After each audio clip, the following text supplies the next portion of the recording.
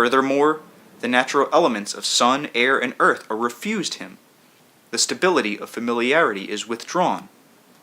Now, with your set of beliefs, you are indeed more or less obligated to go to hospitals in severe conditions.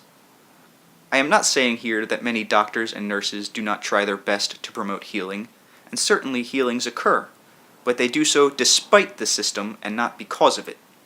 In many cases, the belief of a doctor in a person who is ill revives him and rearouses his own belief in himself. The patient's confidence in the doctor will then reinforce the entire medical procedure, and he may then be filled with faith in his recovery. But as there are natural healing processes within the animals, so there are in your race. Illnesses usually represent unfaced problems in your terms, and these dilemmas embody challenges meant to lead you to greater achievement and fulfillment. Because body and mind operate so well together, one will attempt to cure the other, and will often succeed if left alone. The organism has its own beliefs in health that are unconscious on your part. You are a part of your environment. You form it. Yet the energy that forms you and the environment springs alive in each of you through your intersection with the physical world. The sun makes you smile. The smiling of itself activates pleasant memories, neurological connections, hormonal workings. It reminds you of your creaturehood. The old witch doctors operated within the surroundings of nature, utilizing its great healing ability, directing its practical and symbolic qualities in a creative fashion. In your hospitals, however, you take your patients out of their natural environment and often deny them the comforts of creaturehood. There is little emotional involvement. The senile, in their efforts to run away from their closeted rooms and sanitariums, often show far greater sanity in their way than the relative or society who imprison them, for they intuitively recognize the need to be free, and they sense the lack of the mystic communion with the earth that has been denied them. Small hospitals on spacious grounds, with freedom for all but the bedridden to use their bodies, would far surpass what you have. But in your system as it is set up, such an environment is impossible except for the most wealthy. In many animal groups, the sick animal isolates itself for a period of rest, in which it is also free to seek out those natural conditions most conducive to its health. It travels to find certain herbs, where it lies in the mud or clay by certain rivers. Often it is helped by others of its kind, but it is free. When and if it is killed by its brothers, this is not an act of cruelty, but an innate understanding that the creature can no longer operate physically without agony. A quite natural euthanasia is involved, in which the quote-unquote patient also acquiesces. In your society, such a natural death is most difficult, and because of the power structures, can hardly be promoted. No one who decides upon death is saved from it by the medical profession, however. On deeper levels, the quite normal desire for survival requires that the individual leave his or her body in your terms at one time or another. When that period arrives, the person knows it, and the great vitality of the spirit no longer wants to be encased by a suffering physical body. Yet here, the medical profession often takes care to see that every technological advance is brought to bear to force the self to remain within its flesh, when naturally soul and flesh would part. There are normal interlocking mechanisms that prepare the self for death, even chemical interactions that make this easier physically, bursts of acceleration in your terms, to propel the individual easily out of the body. Drugs can only hamper this. Certain kinds of medications can indeed help, but those given in your hospitals simply drug the consciousness out of its own understanding and inhibit the body mechanisms that make for an easy transition. In your prisons, you do the same thing, of course, isolating groups of people with like beliefs, denying them all natural stimuli so that a greater contagion of similar beliefs ensues. You separate such people from the normal contact of their loved ones and all usual conditions for growth or development. Now, most criminals, in or out of prison, share a sense of powerlessness and a feeling of resentment because of it. Therefore, they seek to assure themselves that they are indeed powerful through antisocial acts, often of violence. They desire to be strong then, while believing in a lack of personal strength. They have been conditioned, and furthermore have conditioned themselves, to believe that they must fight for any benefits. Aggression becomes a method of survival. Since they believe so strongly in the power of others and in their own relative powerlessness, they feel forced into aggressive actions almost as preventative measures against greater violence that will be done against them. They feel isolated and alone, unappreciated, filled with rage which is being constantly expressed, in many cases, though not all, through a steady series of minor social crimes. This applies whether or not major crimes are committed, so the simple expression of aggression without understanding does not help. In the case of criminals and their belief systems, aggression has a positive value. It becomes a condition for survival. Many other characteristics that might mitigate such behavior are minimized and can be seen as dangerous by them. You isolate the criminal element, therefore, in an environment in which any compensations are refused. The entire framework of a prison, with its bars, is a constant reminder to the convict of his situation and reinforces his original difficulty. Any normal home life is denied him, and along with the overall concentration upon the problem at hand, all other stimuli is purposely held to a minimum. In their ways, the warden and guards subscribe to the same set of beliefs as that held by their prisoners. The idea of force and power is accentuated on both sides, and each believes the other its enemy. The guards are certain that the incarcerated are the dregs of the earth and must be held down at all costs. Both sides accept the concept of human aggression and violence as a method of survival. The prisoner's energies are usually used in boring, innocuous tasks, even though some attempt is made to provide vocational training in many institutions. Both prisoners and officials, however, take it for granted that most of those now behind bars will return time and time again. The confined project their personal problems out upon society. Society returns the quote-unquote favor.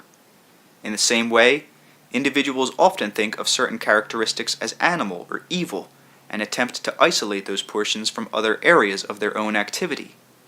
Power or the lack of it, and the attitudes surrounding either mode are often involved. Remember Augustus, in the case mentioned earlier in this book. Augustus felt powerless, considering power in terms of aggression and violence, so he isolated that portion of himself from himself and projected it into a quote-unquote second self. Only when this second self became operative could he display any power. Because his basic concept held aggressiveness and power as one, however, then the strength to act automatically meant the strength to be aggressive, and here aggression was equated with violence. Now, in its way, there was a transference of a problem in a unique manner. The need to act and to be in control of action is paramount in conscious beings. Augustus, therefore, actually created from himself a position of power from which he could, at least for a while, operate. He had to pretend amnesia so as to hide this mechanism from himself. As long as power is equated with violence, then you will feel it necessary to regulate normal aggression in your behavior, and considering power as violent, you will be afraid to act to some extent. You will then consider goodness and powerlessness to be somewhat synonymous, and equate power with evil. Now, wanting to face such quote-unquote evil in yourself, you may then direct it outward and transfer it to another area. As a society, you may project it upon the criminal, as a nation upon a foreign country. As an individual, you may place this power upon an employer, a labor union, or any other segment of society. In whatever area you choose, though, you will feel relatively weak in comparison with the strength that you have projected outward. You meet your own denied power, you see, whenever you find yourself in a situation where you feel weak in comparison to another person or situation that frightens you. Power does not basically imply superiority over. There is the power of love, for example, and the power to love. Both imply great action and vitality, and an aggressive thrust that has nothing to do with violence. Yet many people have physical symptoms or suffer unpleasant situations because they are afraid to utilize their own power of action, and equate power with aggression, meaning violence. Such feelings arouse artificial guilts. The individual who speaks out most loudly for the death penalty feels that he himself should really be condemned to death, to pay for the great aggression, violence, within him that he dares not express. The criminal or murderer being executed dies for the quote-unquote evil within each member of his society then, and a magical transference takes place. Love is propelled by all of the elements of natural aggression, and it is powerful. Yet because you have made such divisions between good and evil, love appears to be weak and violence strong. This is reflected in many levels of your activities. The quote-unquote devil becomes a powerful evil figure, for example. Hate is seen as far more efficient than love. The male in your society is taught to personify aggressiveness with all of those antisocial attitudes that he cannot normally demonstrate. The criminal mind expresses these for him, hence the ambiguous attitudes on the part of society, in which renegades are often romanticized. The detective and his criminal wear versions of the same mask. Following such ideas, you end up with segregations in which the ill, being powerless, are isolated, the criminals are kept together, and the old are held in institutions or in cultural ghettos with their own kind. Transferences of personal problems are all involved here, and clusters of beliefs. The criminal element represents the individual's own feared and unfaced aggressions. These fears are closeted on an individual basis, and those people who express them socially are imprisoned. The enforced incarceration of violent men often leads to a riot, and the private closeting of normal aggression often brings psychological rioting and outbursts of physical symptoms. In all cases, little effort is made to understand the basic problems beneath, and the social segregations merely build up the pressure, so to speak, so that those with like beliefs are kept in situations that only perpetuate the basic causes. Unknowingly, the sick often give up their power to act in a healthy manner to the physicians. The doctors accept this mandate since they share the same framework of belief, so the medical profession obviously needs patients as badly as the ill need the hospitals. Society, as you know it, not understanding the nature of normal aggression, considers it violent. The prisons and law enforcement agencies need criminals in the same way that criminals need them, for they operate within the same system of belief. Each accepts violence as a method of behavior and survival. If you do not understand that you create your own reality, then you may assign all good results to a personified God and need the existence of a devil to explain the undesirable reality. So churches, as they exist now in Western society, need a devil as well as a God. Natural aggression is simply the power to act. Your own attitude about these issues will tell you much about yourself and influence your own personal reality. If you equate power with youth, then you will isolate the elderly, transferring upon them your own rejected powerlessness, and they will seem to be a threat to your well-being. If you agree that violence is power, then you will punish the criminal with great vindictiveness, for you will see life as a power struggle, and will concentrate upon the acts of violence about which you read. This may bring such aspects into your personal life, so that you yourself meet with violence, hence deepening your conviction. If you accept the basic idea that evil is more powerful than good, then your beneficial acts will bear little fruit because of your own framework. You assign such a small power of action to them. There are many subsidiary beliefs connected to these convictions. They can all work in such a way that you deny yourself the use of your abilities, and this in turn causes you to project them outward upon others.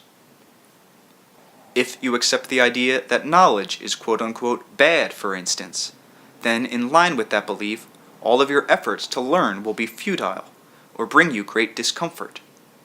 You will not trust any knowledge that comes easily, for you will feel that you have to do penance for the attainment of any wisdom. Fundamental interpretations of the Bible often lead to such conclusions, so that the pursuit of knowledge itself, which has a built-in biological impetus, becomes a taboo activity. You must then project wisdom onto others and reject it in yourself, or be faced with a dilemma in personal values.